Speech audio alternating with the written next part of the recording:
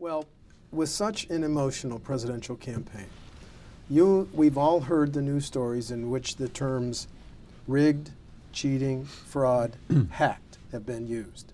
So here's my question. How secure is Wisconsin's election system, Mike?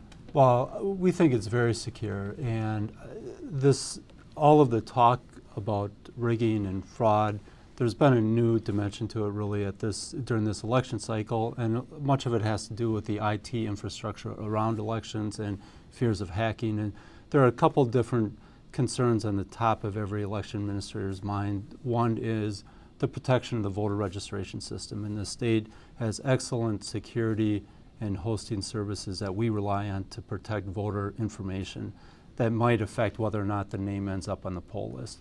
As far as the voting equipment itself, there's a couple of really strong protections in that regard. One is that we have a variety of voting equipment used throughout the state. It's all done at the municipal level. It's tested at least 3 different levels, federal, state, and local level. It's secured.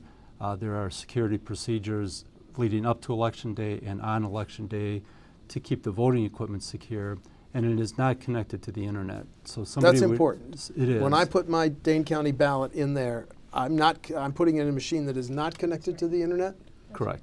Okay, and that's important. Excuse me for interrupting. Sure, and that means that somebody would need to have physical access to the voting machine itself and really to the memory device that tallies the votes and keeps a record of the vote.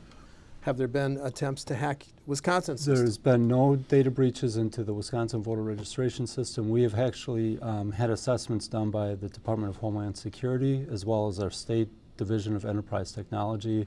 They're constantly scanning and monitoring our system to detect any attempts to hack into it.